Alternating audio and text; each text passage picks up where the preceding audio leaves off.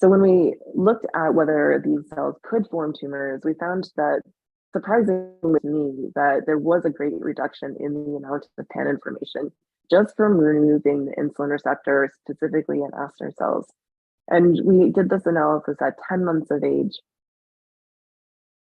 and found by quantification that the wild type mice had large areas, or almost all of the pancreatic area, in some cases completely eliminated and replaced by pancreatic intraepithelial neoplasias or even tumors, which are shown by the filled in triangles here. But there was a great reduction in the amount of tumors that were formed in the insulin receptor knockout mice, as well as the amount of pannin area that replaced normal acinar parenchyma. And this was at 10 months of age, so there's been quite a bit of disease development by this point. So we went back to an earlier age and looked to see whether we could capture those initial stages of initiation to understand whether this was an effect on progression versus initiation. And at 12 weeks of age, very few pannins are being formed, and less than 5% of the pancreatic area has been replaced by pannins. But we still saw that there was a dramatic reduction in the amount of pannins being formed in mice without insulin receptor in their acinar cells. So this suggests that this is an effect on the initiation or the transition of acinar cells into a duct-like state so that they can go on to form these pancreatic lesions. So this led us to ask how insulin action in acinar cells is influencing the ability of RAS to transform these cells into a duct-like state and to form pannin lesions. And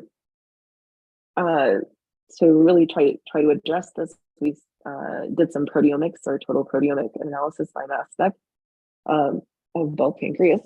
And we also did phosphoproteomics, but I won't present that here. When we looked at this data, we thought it was very interesting that one of the main functions of acinar cells, which is to produce digestive enzymes to digest the food that we eat in the duodenum, these enzymes are dramatically reduced compared to controls. And when you add up all of the peptides that are in the digestive enzyme category, 18% of the peptides detected in wild type mice, mice with wild type insulin receptor, are typically from these digestive enzymes. But in the insulin receptor knockout, that's dropped significantly. So this suggested that insulin signaling in acinar cells might be coordinating the amount of digestive enzymes that are there to help coordinate digestion in the duodenum.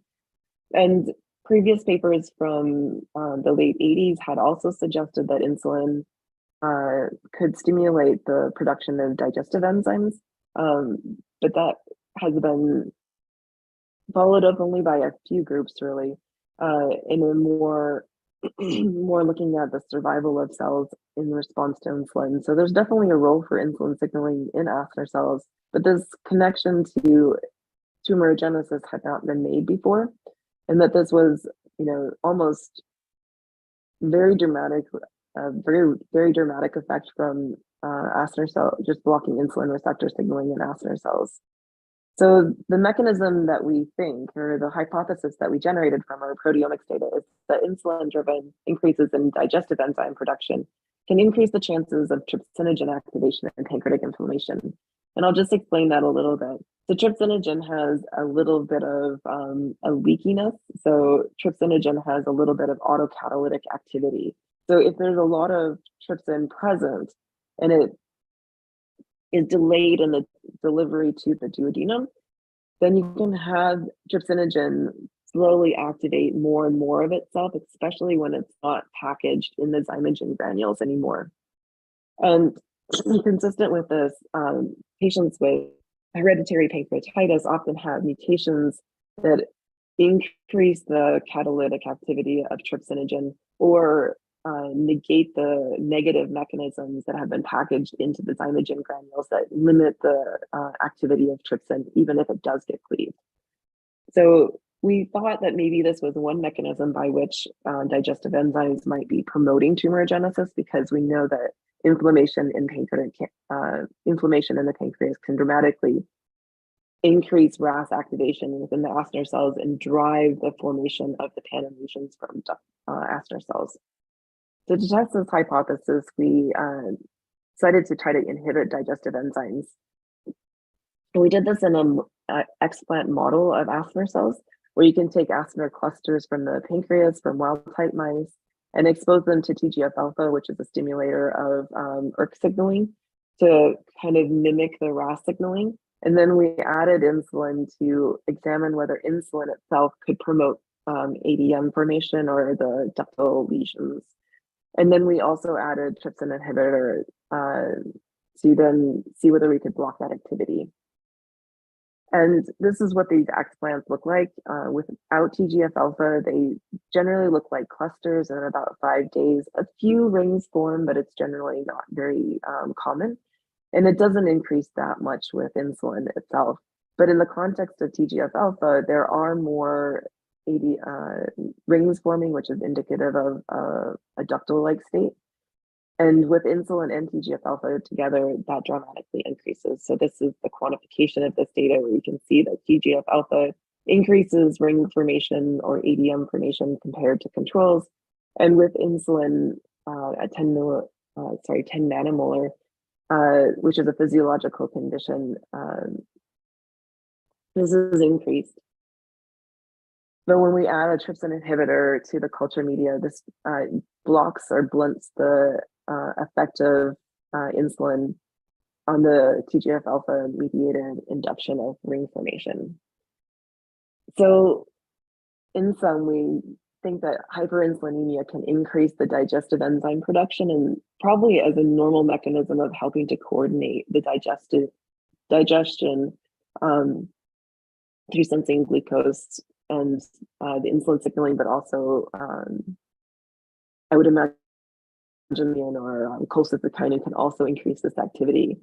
And these metabolic inputs from consuming a high-fat diet, both the cholecystokinin secretion as well as increased insulin secretion, probably increase digestive enzyme production. But as a consequence, if the RAS mutation is present in acinar cells, it can also promote chances of those cells transforming into a hence potentially explaining why there's an increased risk of tumor initiation or pancreatic cancer in patients with higher levels of insulin.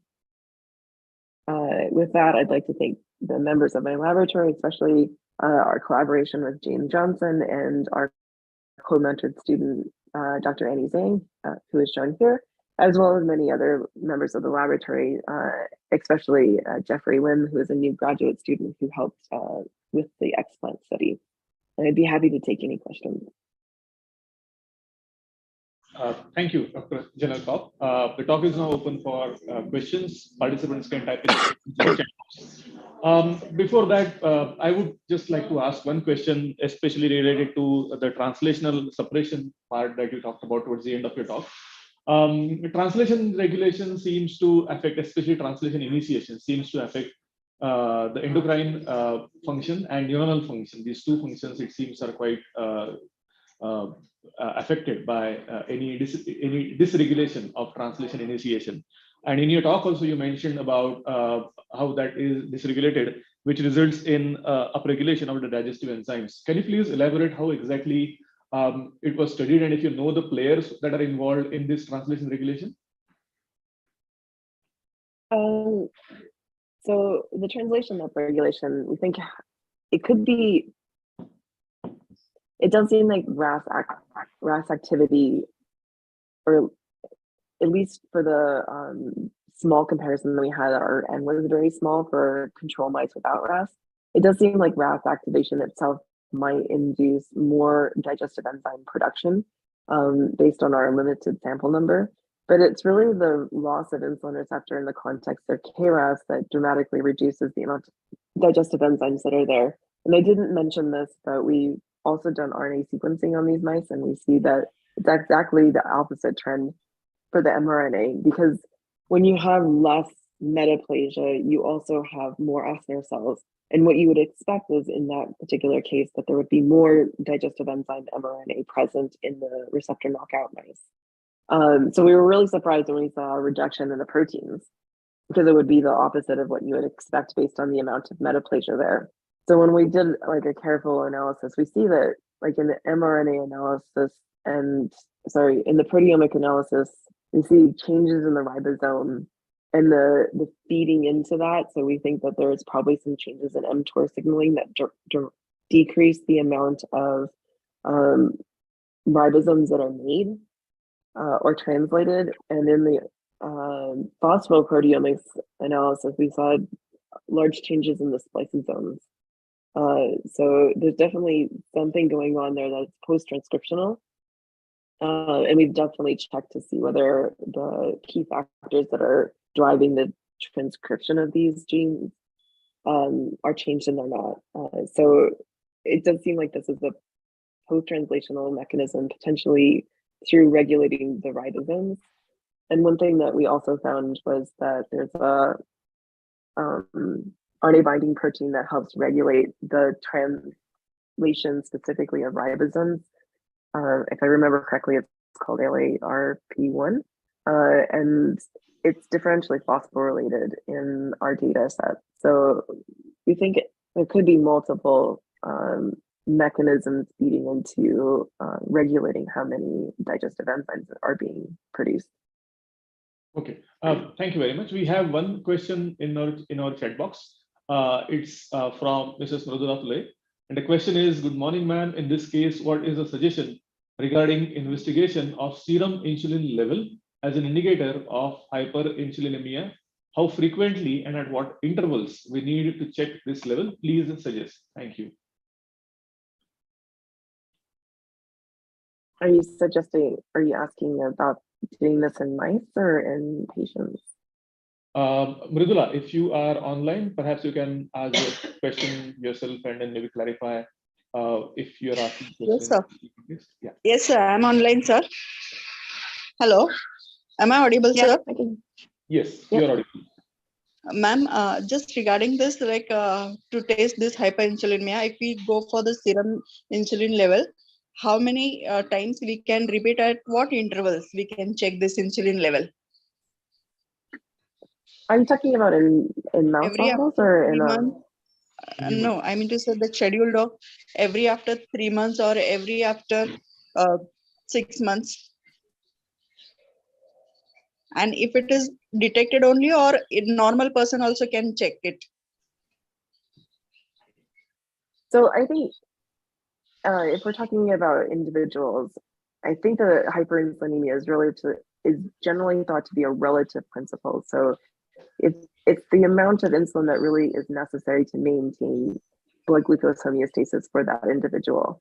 So if you're creating or producing more insulin than you need to control or regulate blood glucose homeostasis properly, then that's a state of hyperinsulinemia. So there's no set cutoff level for hyperinsulinemia in any individual. It's more a relative state. Okay, ma'am. Ma'am, many times, specifically in a woman at menopausal stage, if they goes to the gynecologist or whatever, many of them they suggest that to rule out before that any pre-diabetic conditions. So go for this insulin level, and immediately they can start the metformin and all that drug. So in that case, I was just asking, like, at what interval? How can we go for this serum insulin level, and does it really have the effects of checking the hyperinsulinemia on the pancreatic cancer and all that? Yeah, that's a really good question, and this is work we don't know. This is done in mouse models. This work is all preclinical, so our work really suggests that we should be monitoring whether a person has a relative change in insulin levels over time, and that maybe this would be an effective method of trying to reduce people's risk, especially for breast cancer or pancreatic cancer, where there's really known to be a risk of developing pancreatic cancer or breast cancer from higher levels of insulin. We have a collaboration with Buck Stambuck not really a collaboration, but we're trying to publish these studies together. And they've shown similar things in breast cancer initiation. So we really think it's an effect on initiation.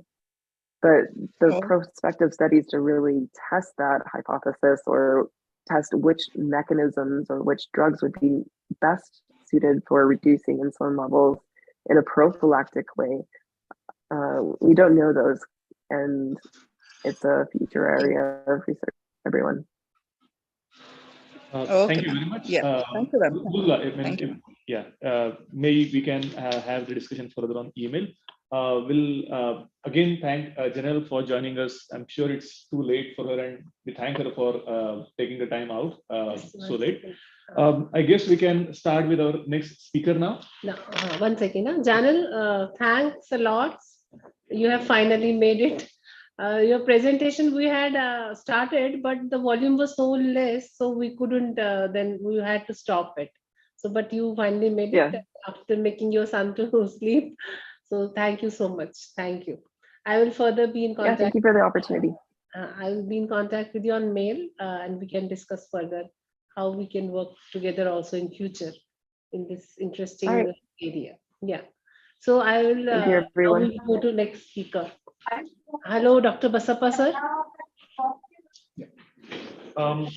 Great.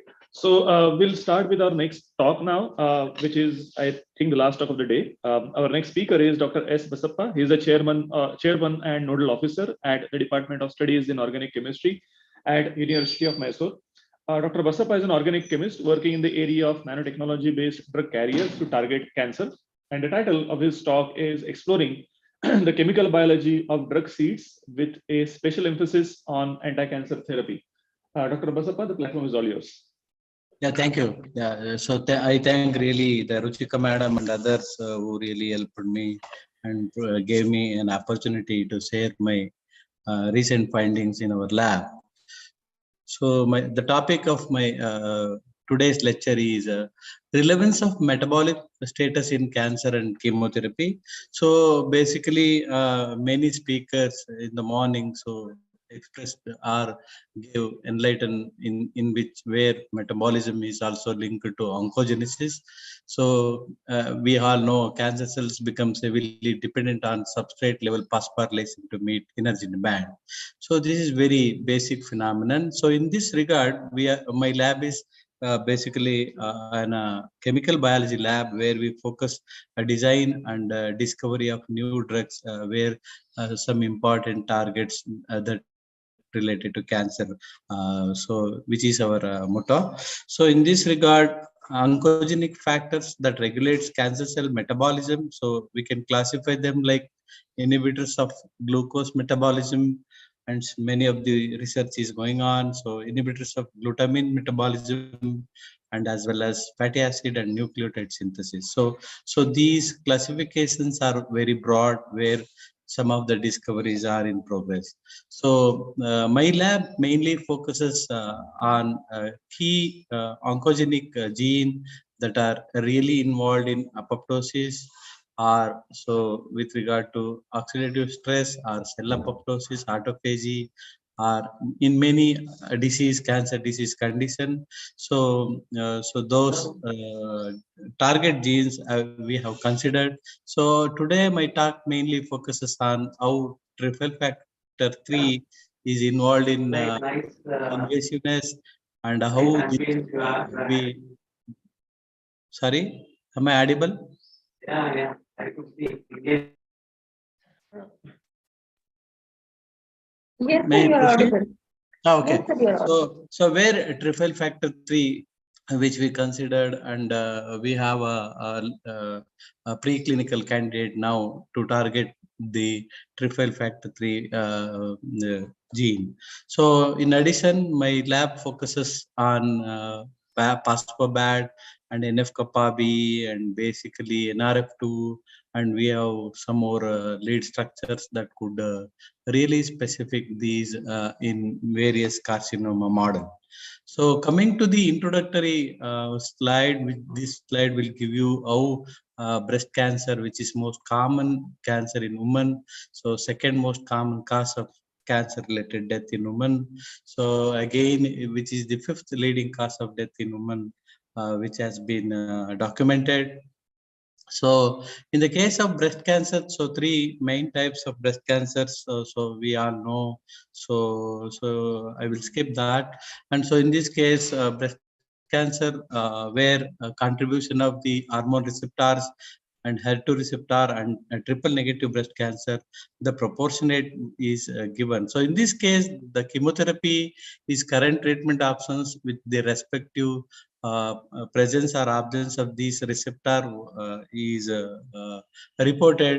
So in spite of these treatment, breast cancer is the 5th most common reason for all cause of mortality in women. So felt need for newer drugs and therapeutic targets. So in this case, so with the literature fact that triple factor 3, which is the driving factor of cancer, which is involved in proliferation, invasion, so and even resistance to apoptosis and angiogenesis of cancer cells. So this is the very important parameter that drives this gene and attracted us to have a better drug for this respective gene.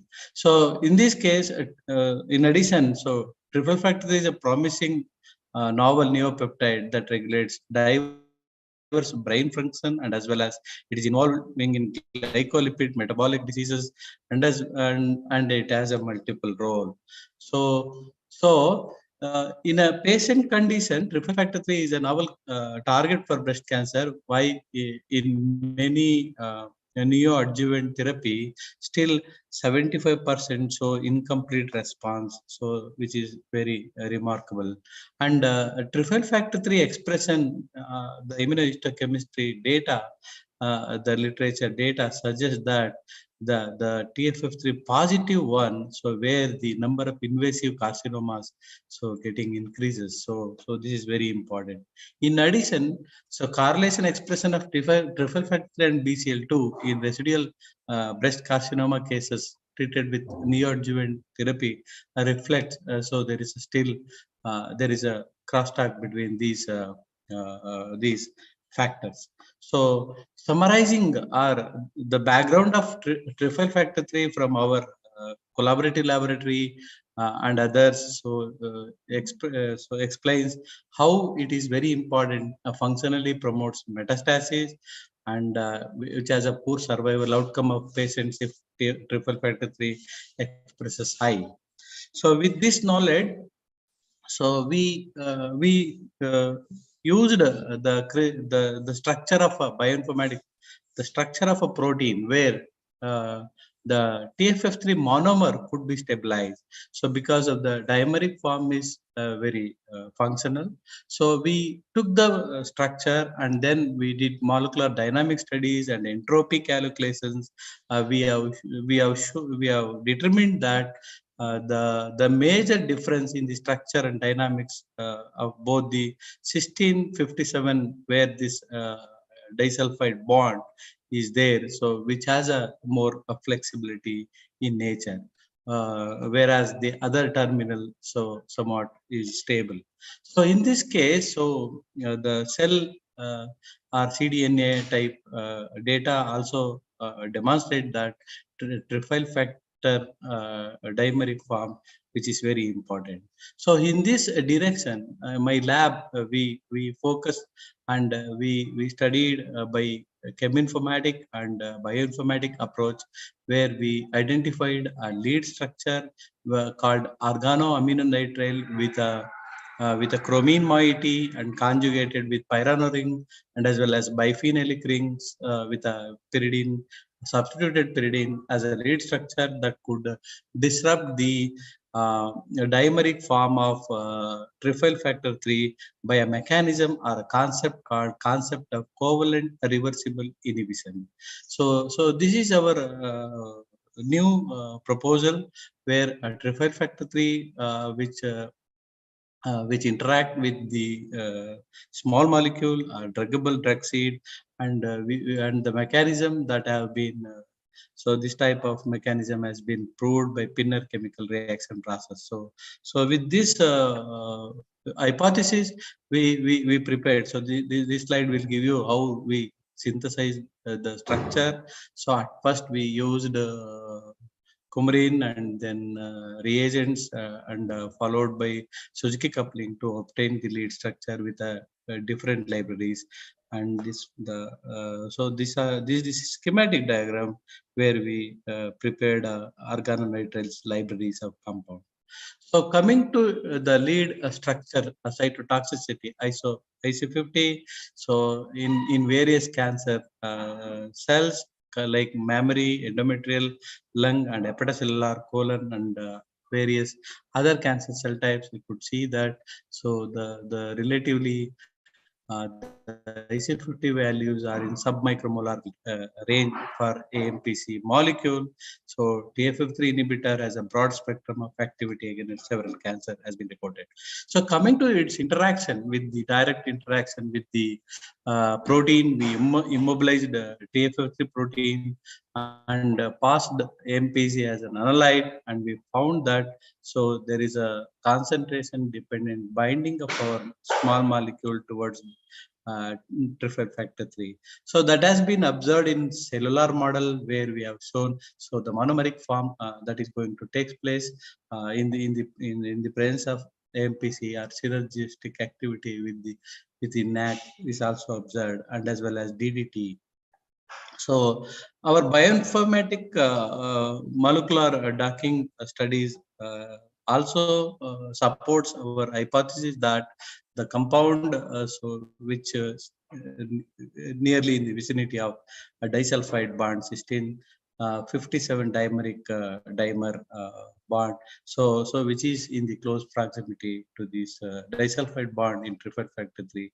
So this shows that our compound is interacting with the cysteine residue, and we have shown the downstream genes. So where triple factor 3 is involved, where phosphorylation of EGFR and P38 phosphorylation and STAT3 phosphorylation and AKT. So all these other pro-apoptotic or anti-apoptotic proteins are transcriptional factors got affected by our AMPC molecule treatment in breast cancer cells. So mean to say that it induces cell death. So in addition, so one more previous publication before that chemistry got published. So we also shows that so the drug is effective in resistant carcinoma cells that has been published in Oncotarget. So further, so pharmacokinetic data shows that our compound AMPC could be administered both orally and intravenously.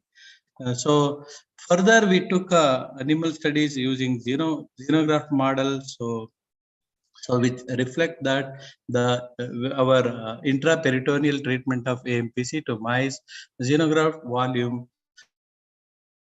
So we observed the xenograft volume and as well as animal weight and xenograft weight, which has been showed with regard to the 5 milligram per kg body weight and 20 milligram per kg body weight that decreased the xenograft volume and as well as xenograft weight.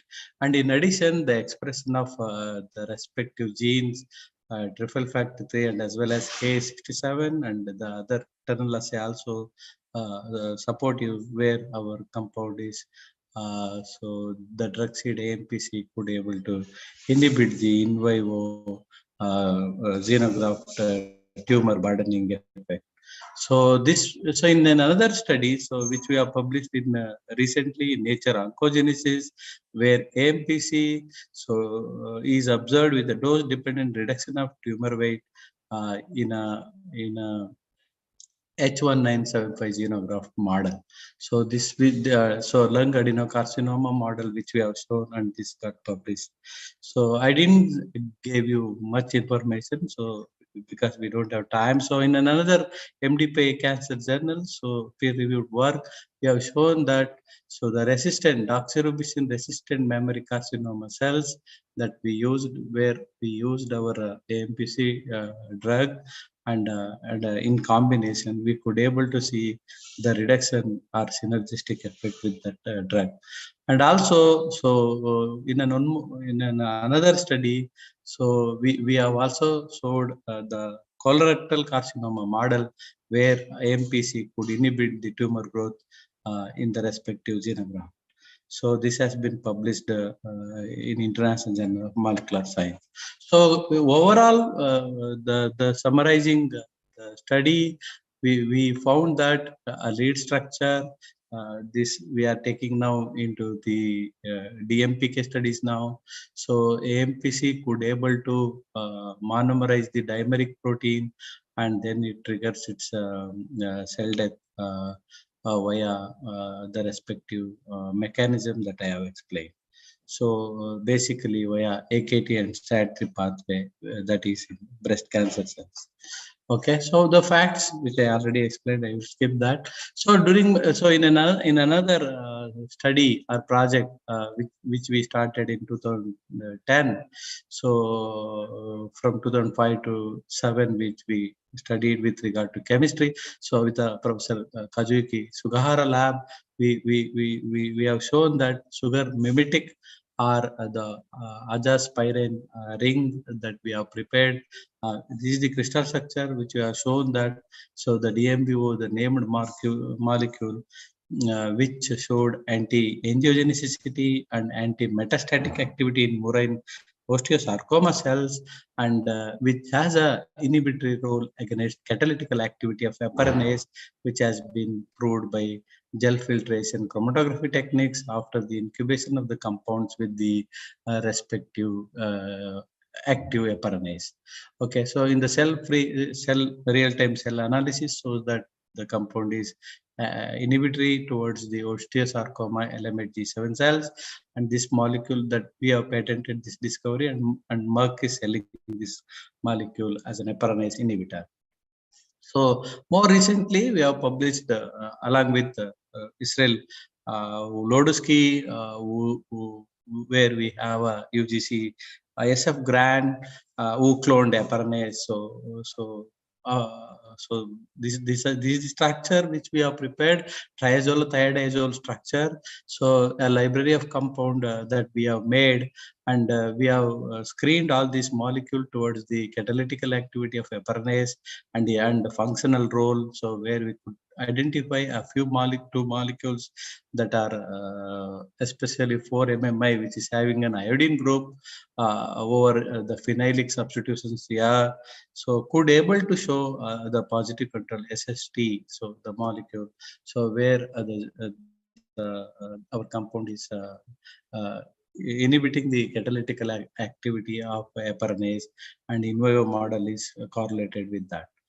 So with this, again, one more glycoenzyme, hyaluronidase, that we have taken into consideration, and we have prepared a series of compound named S3 molecule. So that which is having a flavonoid fragment that accelerated the oligodendrocyte maturation and functional remyelination. This work in collaboration with Larry Sherman from Oregon University. So we have a NIH grant with him.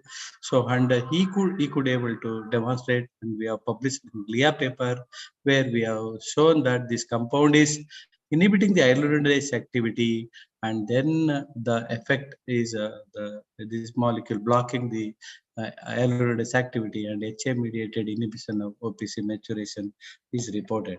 So coming to the AKT A3K mTOR signaling pathway, so we also developed a disubstituted and especially the di and tri-substituted imidazole molecules, and our cheminformatic pathway found that this molecule is going to be the pathway inhibitor of PI3K AKT, and then we demonstrated in a cellular system, so where this compound is inhibited in a dose-dependent manner with a phospho AKT and mTOR, and followed by other angiogenic factor VEGF or apoptotic responsible enzyme PARP, or pro-caspase-3 got decreased. So this work which we have published in PLOS One, and in continuation of the azaspirine structures, so we could able to demonstrate that a newer library could able to in this case SIMO, we named that lead structure which could able to inhibit the JAK2 STAT3 signaling pathway. So where this work has been US patented, and so this was so 2 to 3 a good peer-reviewed publications arise out of it, where we could able to find the newer structure, because the azaspirines basically resembles with the natural structures like aptripamide, or so many other natural compounds that are almost very tedious process to prepare. So our laboratory focuses such a molecule mimetics, and then we could able to generate a design and designing compounds that we the outcome was like STAT3 JAK2 STAT3 inhibitor by SIMO is reported, and we have developed such a azaspirine molecule. So in another project, so where triple factor 3 is also a key factor and a drug target that which is of our interest. So where we have patented in 2017. So in this case, TNF trimeric form or a dimer disrupting molecule named BASC has been reported. So our molecular docking and simulation studies shows that it interferes with the hydrophobic group of dimeric form of triple factor 3, TNF. So in the cell-free system, we could able to show how the TNF inhibition occurred by the increasing of the concentration of BASC compound. So and functional studies and in IBD model where effect Excuse of me, sir. BASC Excuse me, sir. was used, and we have shown that anti-inflammatory activity by this compound. This work is published in JBC again. So coming to the Excuse me, sir. Can we just make it short? yeah, I will, Yeah. Like sure. our Canadian people already they are 12:30 p.m. Sorry. So yeah, I think this is my last slide, I hope. Okay. So in this case, so we consider NF-kappa B is also a good target. So we have prepared a coumarin-based structures that could able to inhibit the proliferation and cell proliferation and cleavage of PAP. So and also NF-kappa B and DNA binding inhibitory role also we observed in overall in vitro and in silico models suggested that our compound is could able to bind to the NF-kappa B heterodimer P60 P65 region. So how this molecule is somewhat we hypothesized that this compound is targeting NF-kappa B in breast cancer and HCC model. So thank you all. Thank you, sir, for such a wonderful work you have done.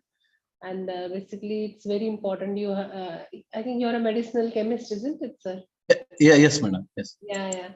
So that's what we were talking about. Like this work is very important because by this we can make novel anti-cancer compounds, which surely may go now. You have already done all the preclinical almost studies. Maybe yeah, for almost for 2 drugs or 2 projects, we will maybe another 2 years we are about to start clinical trials. Okay, wonderful. Yeah. So I request everyone to just put on their videos so we can have a screenshot. Let us unshare. Huh? Yeah, the screen is shared right now, so you want to go to that other view. Stop the screen Yes. sharing. Yeah. I will do it. Sorry. Okay. And we can go to participants view, I guess. Some other view. एक photo काढायचं सगळ्यांचं, हं.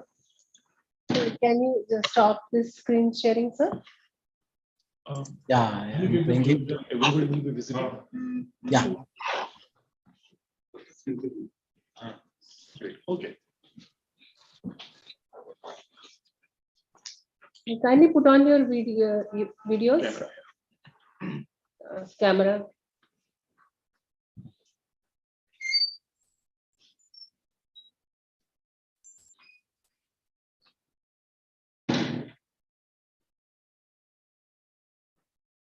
So it was really a wonderful symposium. I thank everyone, all the speakers as well as the audience for spending so much time to attend this program. And as Dr.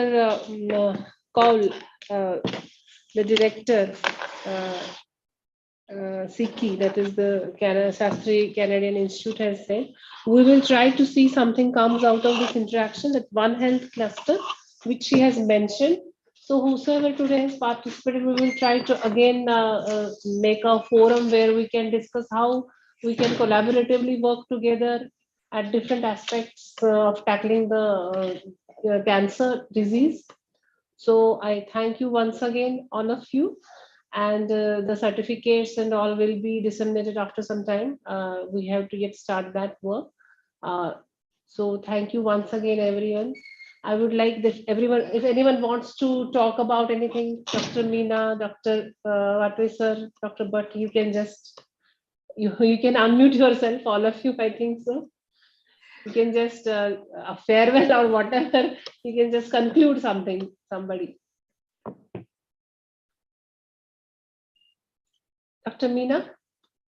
You should conclude as director. I I'm have already concluded. sleepy, Ruchika. Yeah, It's yeah. 12:30. Thank you so much. Actually, it is 12:30. Yeah, thank you. Past Thank you 12:30. for Yeah. organizing this, and let's see how we all can move forward. And if anybody is interested in collaborating, like, just write to Ruchika and we can see from there how to proceed further. Yes.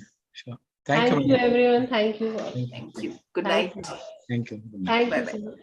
Bye.